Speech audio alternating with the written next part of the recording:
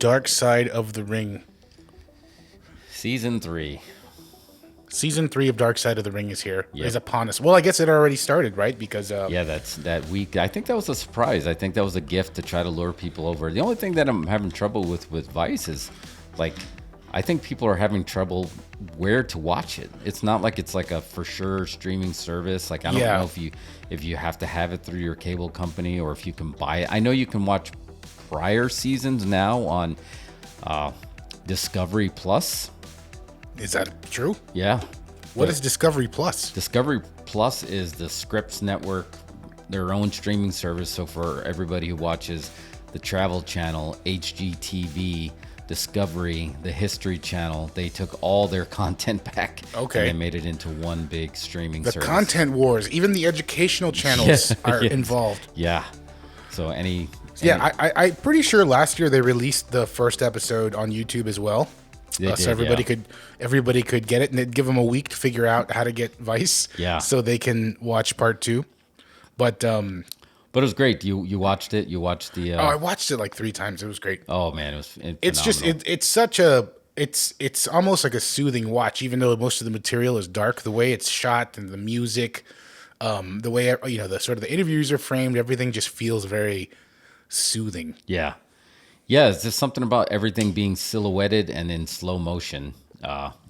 It's just something that I think that's what actually makes it very effective. Yeah. But yeah, so season 1 had 6 episodes and it was a huge hit. Mm-hmm. Season 2, it was only 6. Only 6 episodes. Oh wow, I didn't realize that. Season 2, then well, this is really good.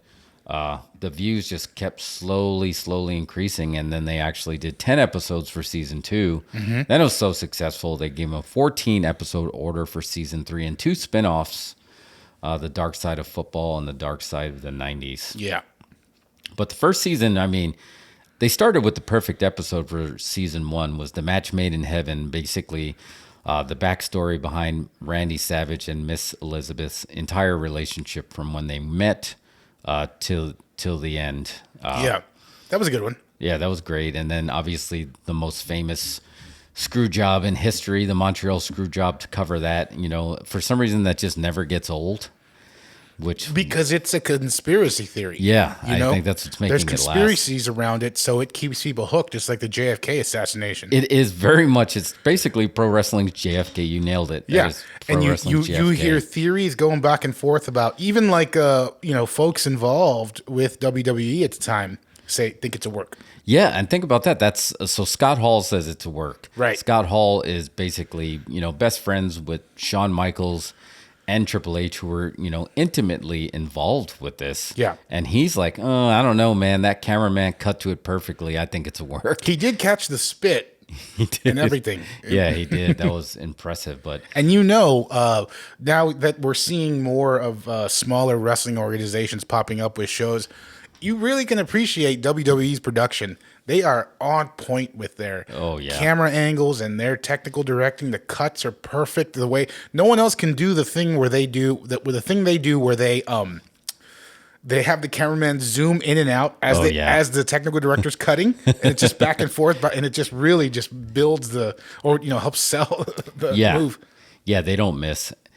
So yeah, on top of that, just grabbing all these nostalgic titles, like wrestling nostalgia is really big right now, and obviously Screwjob. But I mean, Bruiser Brody, I remember that was late 90s, I believe, right? It was just like, but that was a pretty dark story, but that wasn't a well-known story, right? But if you were in the business, you did realize that basically, that territory running in Puerto Rico basically is like running the mafia. They run that island. Yeah. So it was actually a pretty terrifying story to think that he was basically, Bruiser Brody was known as such a huge shooter, that he can handle himself in any situation, beat the crap out of people, known for scaring, people in Japan just with his real life antics, just to be taken out in a shower, like basically like a hit. Mm-hmm. That was really, so I think capturing all this. So you have, their production value, their nostalgia, and then just like this lost, history, because I think pretty much as time's going on, you have YouTube to see all this. So it's great to get their perspective of, I think Jim Cornette adds so much to this show because basically, he basically doesn't like the current product. He thinks pro wrestling's dead, but he is a legit historian. Like he is a historian that he can take you all the way back to the Frank Gotch, George Hackenschmidt super shoot of the 20s, that, so to have a true historian like that. And I noticed as time's going on, they're getting a lot more higher value people on there, not that I'm not saying Jim Cornette's not higher value, but they're getting people that are willing to come on there and talk, where maybe the season one, they may not wanted to get on there and talk just to kind of keep kayfabe alive. Because how could you have really done this Brian Pillman episode without Stone Cold? Oh, right. Well, part of the Hollywood Blondes. I mean, they kind of, they were both going to be thrown out into the trash at the same time, and they had that one run before they split up. And look what it turned into. Yeah. Like even Stone Cold talked about it. It's like, I didn't really want to do this tag team, and it turned out to be one of my best friends. Yeah. So that was telling. So yeah, I think there's just like, they just really just caught this lightning in a bottle. Because even the last couple, obviously everyone knows the Von Erichs, but Gino Hernandez, he was very territorial as far as like, you had to be a part of like Houston wrestling or world class, understand that background to even know who he was, but just to add that light in there, because he basically would have been a huge star, in the business if he wasn't, mysteriously murdered, and on top of that, right, it's just like everybody loves these serial killer documentaries are big right now. So unfortunately, there's this side of wrestling that is just like, just the season one alone, right? It's just like, you got Fabulous Moolah, so they get into prostitutions, you get into basically a hit, a mob hit, and then you get drug runners, and then you just and then you have the JFK, and then you have passionate love that got a little scary with the match made it. I mean, that's just season one. All in season one. Just all in season one. Sorry. Yeah, all in season one, we get all that stuff. That was awesome. And 6 episodes. It's unbelievable that was so short. Yeah, it was super powerful. And then they came out guns blazing in season 2 with obviously the most famous, murder in professional wrestling that no one wants to talk about anymore, is the Chris Benoit. That was a 2-parter. Obviously, that was huge. Yes. Now that was a really good episode. Yeah. I mean, basically double murder, suicide. I don't remember if they actually got into the conspiracy theory that's out there with, because he was working against Kevin Sullivan, and Kevin Sullivan was working that satanic gimmick. So they're saying, no, he's really he's really a Satan worshiper, and that was his revenge. Because I've never heard that one. Oh yeah, because basically, Chris, his wife Nancy, that was Kevin Sullivan's ex-wife, right? And they turned that into that angle in WCW, but people are so good at doing that. Back then they did such a good job at like holding on to kayfabe. Yeah. That it's just like they couldn't separate fantasy from reality, so they think Kevin Sullivan had something to do with this. No, I never heard that one. That was his ex-wife. Oh, wow. And then Kevin Sullivan had something, some kind of relationship or past history with Sherry Martel, and they found her dead pretty close to around the same time. So there was a big conspiracy. So again, everybody's drawn to that conspiracy theory. So that was a strong episode. But, they have a good balance of bringing it back to something fun, because I feel like the Brawl For All episode was fun, because this is basically like... That's one, I didn't know anything about that. Oh, yeah, that was that was like legendary when it was actually happening, because they launched that right when UFC started getting really big, and at the time they just basically had a lot of badasses in the locker rooms, Dan Severn and... Shamrock. I don't think Shamrock was there yet, but Dr. Death. And they're like, oh, let's have our own UFC with all these guys. Not realizing at the end of it, and basically, oh, that's why wrestling's a work, because if these guys really beat the crap at each other, you only get them for 1 week and then they're pretty much done. How did they not call this ahead of time? How did they not predict that? Cornette. Jim, yeah, I heard, Jim Cornette, but how did this get through? Was it that desperate at the time?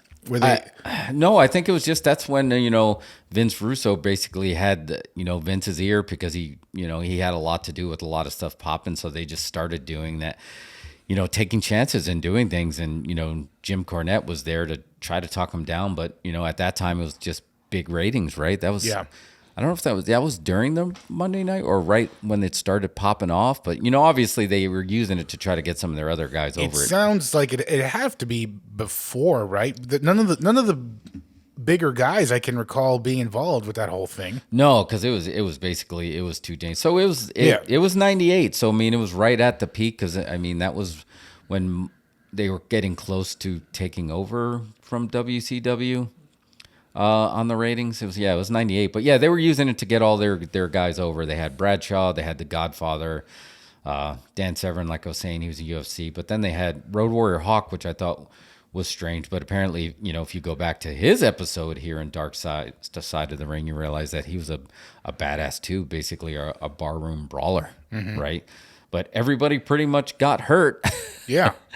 So, and it's just like, and it kind of ruined Dr. Death's career. It ruined Bart Gunn's career because then they're like, okay, they put him on Butterbean, in WrestleMania, and then he just got knocked the fuck out. Yeah, it was a bad one. So yeah, but then they get.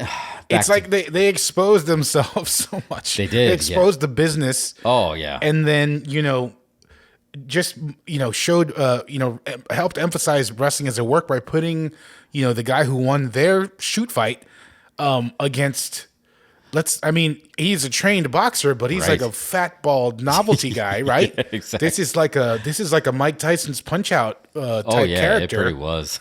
And he got whipped.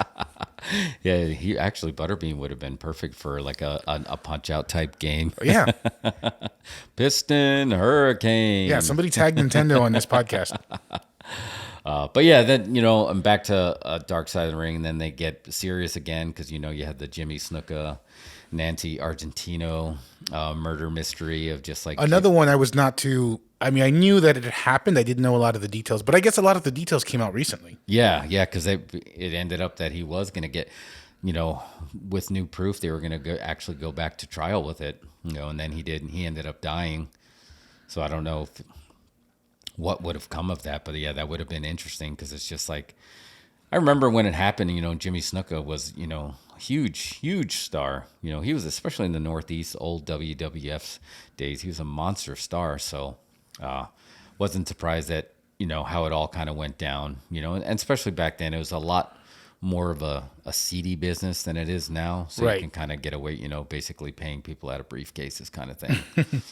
And then you have another, man, there's a lot of mob stuff here. The assassination of Dino Bravo. Another one I didn't know a lot about. Yeah. I mean, I remember him being on TV and had him as the world's strongest man doing the bench press for 705 pounds. That was kind of his gimmick, but he was huge in Canada. So it was cool to see that old history because he was basically Hulk Hogan of Montreal, it sounded like, right? Yeah. We got to see the Mountie return on camera. Oh, yeah. There's a story that I want them to cover, and there's a great shoot video out there. So basically, a real fight between the Rougeau brothers and the British Bulldogs, basically Dynamite Kid version. Yeah. That is really intense. I mean, I'm hoping someday they cover that because if you watch the shoot video of that, oh my God, dude, There's videos of it? No. They basically interviewed everybody that was involved with it.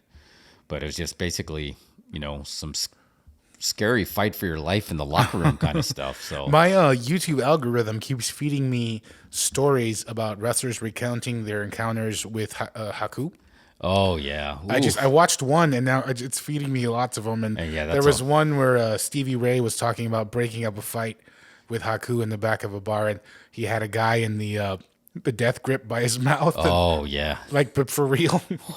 Haku, and the thing about him is I had the pleasure of actually having a drink with him in Mexico City. Dude. Oh yeah, and he's an incredibly nice person. So it's just like the thought that these people, alcohol does that. That they're like, I'm gonna just take on this dude because when you meet him, he is like a video game character. He's just like this hulking monster of a man that is just like. He's not the person that you want to try to test. Yeah.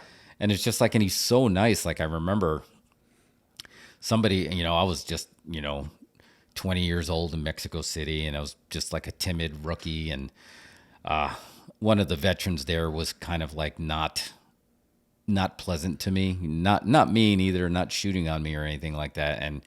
And Haku made him buy me a drink. Yeah.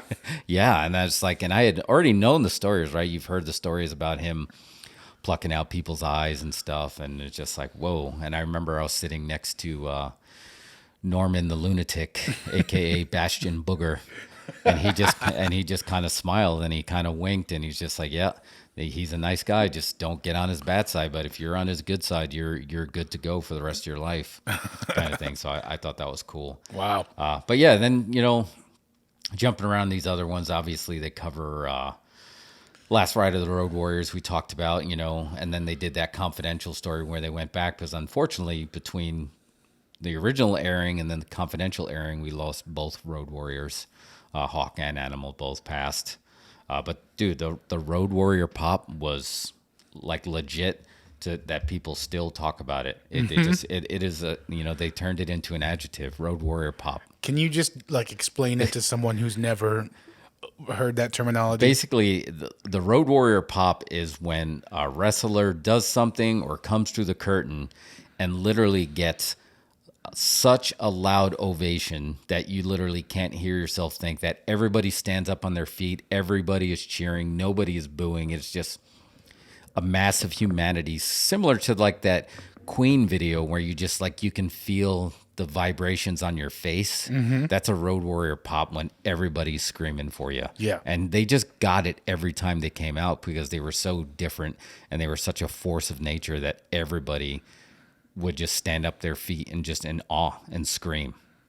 Like Hulkamania would be the closest other thing that you can, or Stone Cold when you hear the glass, that's your ass. That's a Road Warrior pop that is just like when everybody, doesn't matter, they're happy that something huge is about to happen. Right. So, that was a great episode.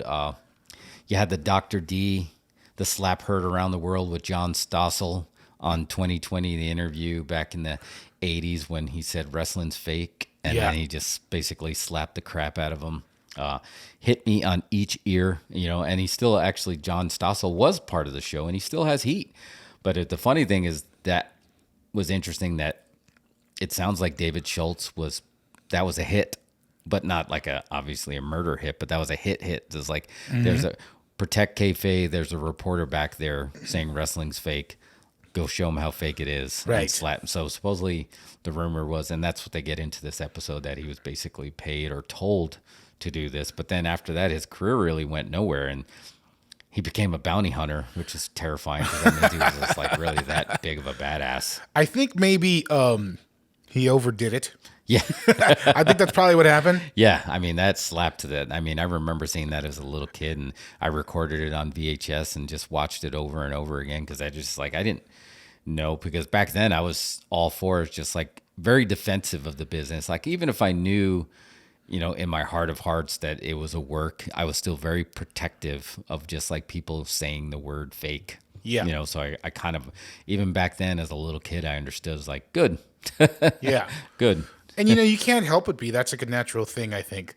Even today, people are protective. If you're a fan and you talk to a non-fan about it, and then you have to like, whoa. Yeah, it's like relax. Don't say that. Yeah, exactly. And it's just like, and literally, what you think you're, discovering water on Mars. It's just like you think this is something that hasn't been discussed, right before. That it's like, that's not real, right? It's like, oh my god, that's the worst one. Yeah, that's just so stupid. Especially, me just knowing that, like, and even me, right? It's just like I have two front teeth that are fake, and I have, my arm that doesn't bend straight, and I was like, well, my body apparently didn't get, the memo, because obviously you're still going to get hurt just because someone doesn't. It's all fun and games until someone gets hurt. Yeah.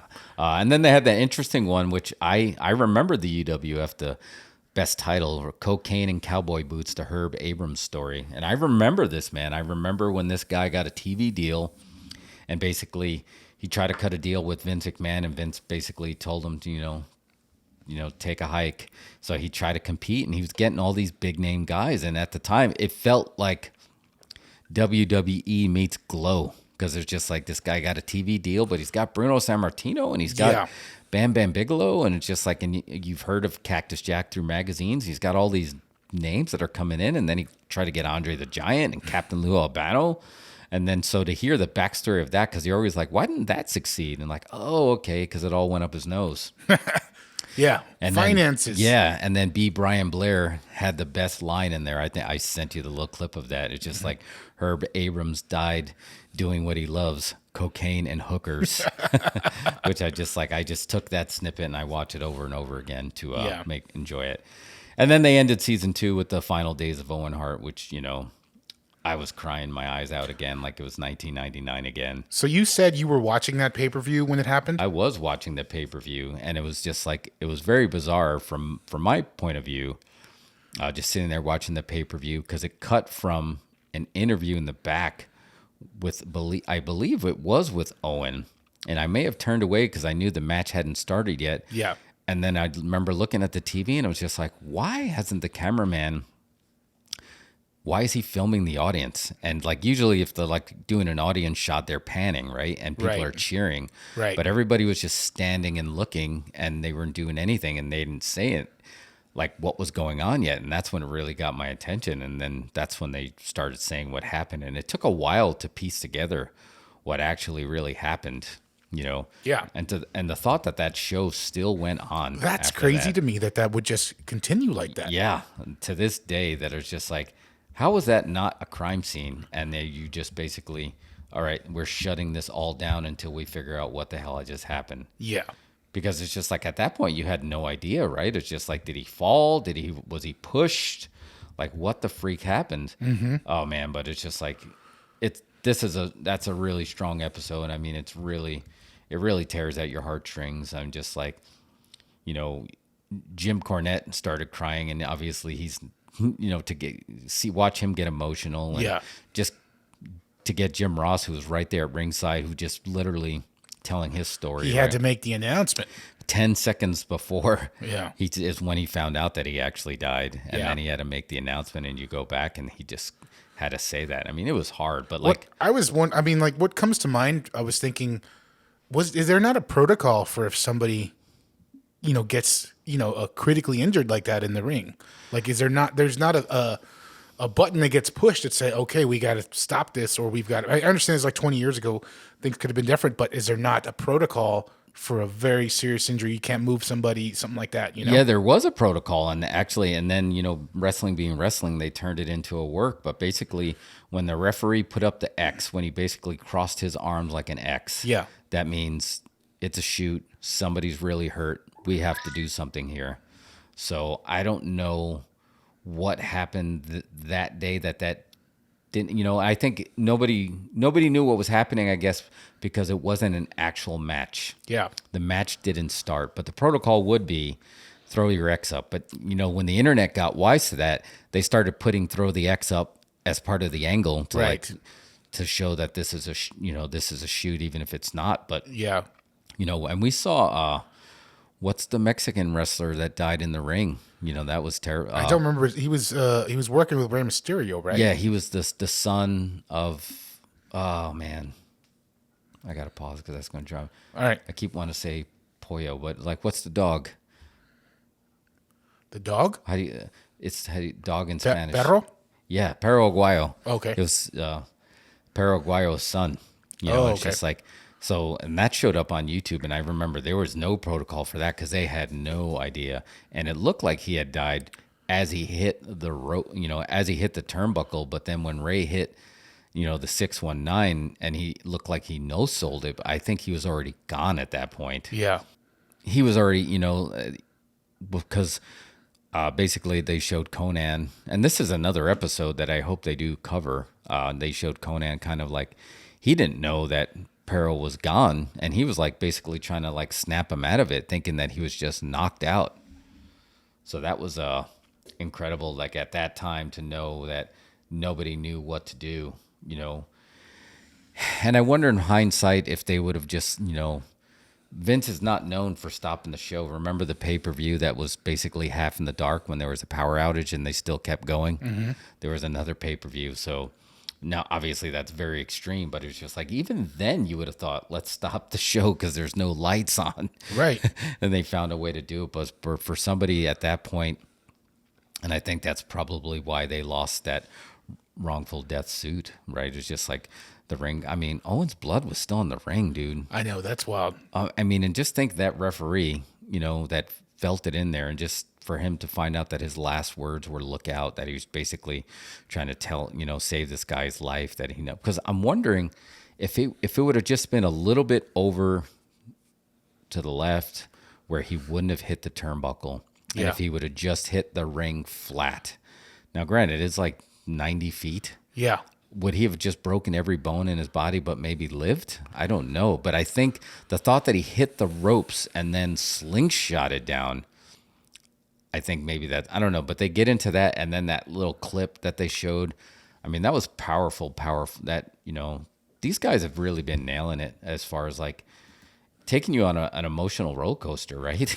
Well, yeah, I mean, they're true fans and they have a genuine curiosity about all this stuff, you know? Yeah, and it seems like they handle everything with care.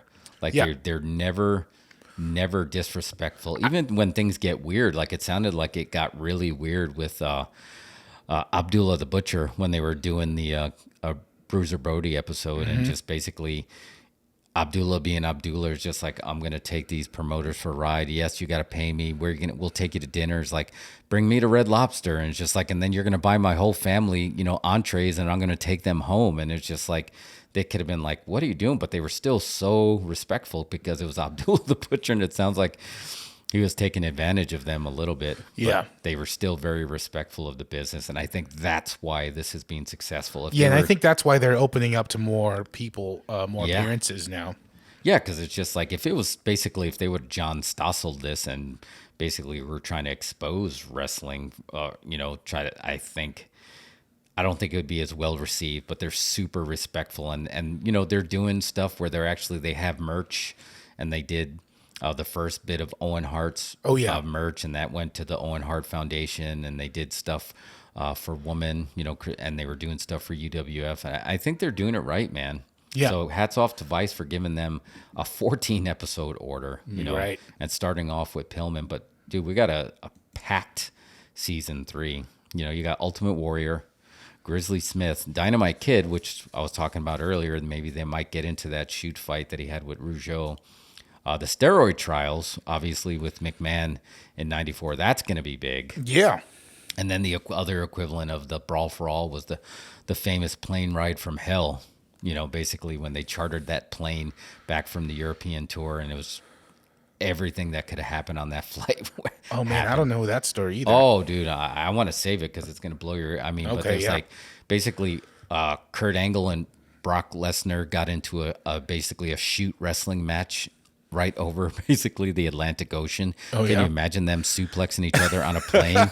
And then you got to watch this, and then like Michael Hayes, got his hair cut, because he passed out. It sounded like it just got nuts. Wow.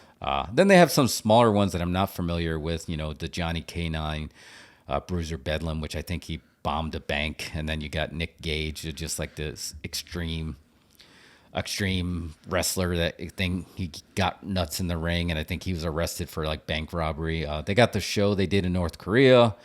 Grizzly Smith, it was basically Jake the Snake's father, and I think that one's going to be tough because if I remember correctly, that the rumor is that Jake might be like the kid from basically the product of sexual assault. Jake the Snake? Yeah. I don't know that So story yeah, either. so I think they're going to get into that. Luna Vachon, I don't really even know what is going to be behind that story, so that should be good. And then Chris Kanyon. Chris Kanyon was a great wrestler, late 90s. He was basically Mortis when they had Glacier, and then he started doing. He came at the right time, but apparently he was gay, and they're gonna talk about it. But then he ended up passing away. I don't remember if he took his own life, but again, it's just like they have that balance of just like the spectacle, the conspiracies, the tragedy of the murders, and then the fun, not fun stuff. And then the Frontier Martial Arts Wrestling, which is the inventor of the exploding barbed wire death match. That was the Wait, who's this? That's Frontier Martial Arts Wrestling was the company in Japan. I believe his name was Onita. and they basically going to get in this. That's when Extreme was getting big, and Japan is just like, we'll take your Extreme and we'll see your Extreme, and so basically they did that. It's like, oh, you got ECW, well, we got 14 episodes. We got this. That's a lot of stuff coming out. Are they there gonna is. these coming out all in a row? I wonder. Are they gonna split this up? They're splitting it up. Okay. So I think they're going to do the first, at least the first 5, and then 5 or 6, and then they're going to kick it back off in August. So we got a packed agenda of Dark Side of the Rings, which we're going to be covering here. But the biggest question is I think what Vice needs to work on is, how do you watch it? How do you get Vice? Yeah. I need to know this because I even tried to pirate that using someone else's password to get on the app, and that didn't even work. Oh, yeah. Their app is tough. Their app is a tough app. So I think it has to be part of your cable package. But I don't know if you can even make these like available to buy like in iTunes or not. No, I think you can buy them per episode. Yeah. That could be what I end up doing. But Vice is just it's confusing. I don't know how to watch it on my Roku. I'm not going to get cable. I can't get cable. No. That's crazy. That's what a great idea. No, not even El Rey can get me to go back to cable. Yeah, That's the only thing I can't do it. So we're going to have to figure it out. But they are streaming of season 1 and 2, I believe, in Discovery Plus. You can watch Dark Side of the Ring. But Discovery Plus. Yeah, so you can get the previous season, or you can just go to YouTube because apparently it's out there. But Oh wait, season 1 and 2 are on Hulu. Oh yeah, they're on Hulu as well. Yep. But it's just like I want to just like, you want the show to succeed. It's like, tell me how I can watch this. Yeah, exactly. Make this a lot Tell easier. us how to find it and watch it, and we'll watch it. I want to watch it. Yeah, I just want to see what Jim Cornette has to say about this, because he's like, to me, he's a huge part of that show too, especially when he starts going off on basically shooting on like the current product, or just making sure he's as healthy as he can so he can stay alive to piss on Vince Russo's grave. Yeah, I mean, I think he's a great character. I know he's got heat with a lot of people, but he commits to his gimmick. Oh yeah, and I respect that. Yeah, and it's just like, I mean, he came from back when, wrestling, you protect kayfabe. In a way, he's still trying to protect kayfabe. Yeah, and if you come at him, he has no hesitancy about cutting a promo on you. No. Even when he was basically, I think it was, Santino. Uh-huh. Basically, there's a story that Santino was no-selling the Boogeyman, and he was supposed to be scared of the Boogeyman, and he wasn't. And Jim Cornette slapped the shit out of him. And that's when Santino was basically a rookie. But the thing about Santino is, like, he's somewhat of a shooter. I believe he's like a judo expert. Yeah. And apparently there's like a YouTube video of basically Santino later on. Obviously, Santino still got over, and he's still got to be a big name. So I don't know if there was like a confrontation, and it's just like Cornette knew that he probably would still get his, but he was still trying to cut a promo on him. Yeah. Like, I think he's the guy that's going to go down swinging. Mm-hmm. And screaming at you, even whether you're winning or losing the fight. Yeah. So yeah, he's a huge part of that show. So he's a part of wrestling, man. He's part of it. They say that WWE is the custodian of wrestling, and in a way they are with the Hall of Fame. But it's just like, you're always going to have this other element of just like, this is the real history of wrestling as told. Maybe Jim Cornette should open up his own Hall of Fame. I'd buy a ticket. Yeah, I'd go.